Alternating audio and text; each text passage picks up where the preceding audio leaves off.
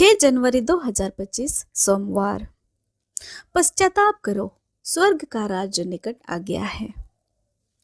पहला पाठ पहला योहन अध्याय 3 पद संख्या 22 से 24 और अध्याय 4 पद संख्या 1 से 6।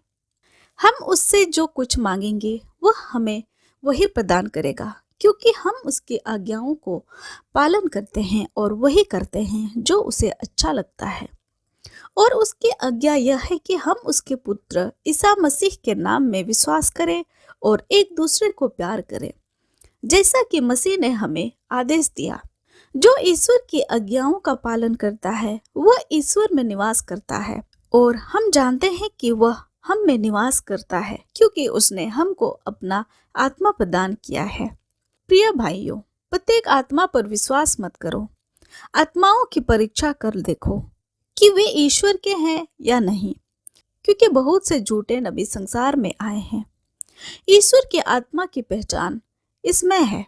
प्रत्येक आत्मा जो यह स्वीकार करता है कि ईसा मसीह सचमुच मनुष्य बन गए हैं, ईश्वर का है, और प्रत्येक आत्मा जो इस प्रकार ईसा को स्वीकार नहीं करता, ईश्वर का नहीं है, और वह ईश्वर विरोधी है। तुमने सुना है कि वह संसार में आने वाला है, और अब तो वह संसार में आ चुका है। बच्चों, तुम ईश्वर के हो और तुमने उन लोगों पर विजय पाई है, क्योंकि जो तुम में है वह उसमें महान है जो संसार में है। वे संसार के हैं और इसलिए वे संसार के हैं और इसलिए वे संसार की बातें करते हैं और संसार उनकी सुनता है। किंतु हम ईश्वर के हैं और जो ईश्वर को पहचानता है वही हमारी सुनता है। जो ईश्वर का नहीं वह हमारी बात नहीं सुनता। हम इसके द्वारा सत्य के आत्मा और भ्रांति के आत्मा की पहचान कर सकते हैं। यह प्रभु की वाणी है। ईश्वर को धन्यवाद। संत मती के अनुसार आज का पवित्र सुसमाचार अध्याय 4 पद संख्या 12 से 17 और 23 से 25। ईसा ने जब यह सुना कि योहन गिरफ्तार हो गया है तो वे गलीलिया चले गए। वे नाजरत नगर छोड़कर जबूलून और नफ्ताली के प्रांत में समुद्र के किनारे बसे हुए कफरनहूम नगर में रहने लगे। इस तरह नबी इसायास का यह कथन पूरा हुआ। जबूलून प्रांत, नफ्ताली प्रांत समुद्र के पथ पर यरदन के उस पार गैर यहूदियों की गलीलिया अंधकार में रहने वाले लोगों ने एक महती ज्योति देखी। मृत्यु के अंधकार में प्रदेश में रहने वाले पर ज्योति का उदय हुआ। उस समय से ईसा उपदेश देने और यह कहने लगे, पश्चाताप करो, स्वर्ग का राज्य निकट आ गया है।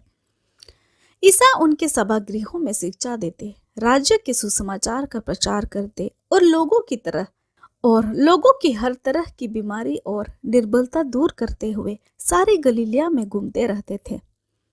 उसका नाम सारी सीरिया में फैल गया।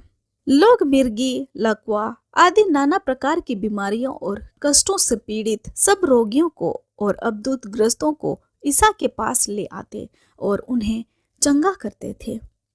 गलीलिया, देकापोलिस, यरूशलेम, यहूदिया और यरदन के उस पार से आया हुआ एक विशाल जनसमूह उनके पीछे पीछे चलता था। यह हमारे प्रभु यीशु ख्रिस्त का सुसमाचार है। ख्रिस्त की जय।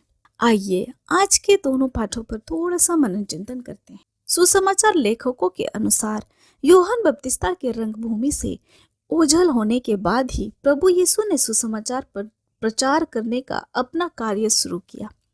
यीशु ने ईश्वर के राज्य का उद्घाटन किया, जिसके बारे में यूहन्ना बपतिस्ता ने घोषणा की थी। सुसमाचार में हम यूहन्ना बपतिस्ता तथा यीशु द्वारा बड़ी पारंपरिक समझ के साथ ईश्वर की योजना को आगे बढ़ते हुए देख सकते हैं। यीशु के प्रचार का विषय ईश्वर का राज्य था। ईश्वर का राज्य एक स्थिर वास्तविकता नहीं है, बल्कि वह गतिशील है। वह प्रभु का शासन है, जिसके अंतर्गत प्रभु की इच्छा सर्वोच्च मानी जाती है और प्रभु का नाम पवित्र माना जाता है।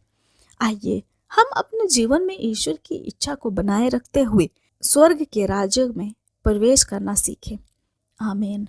आप सभी को जय यीशु।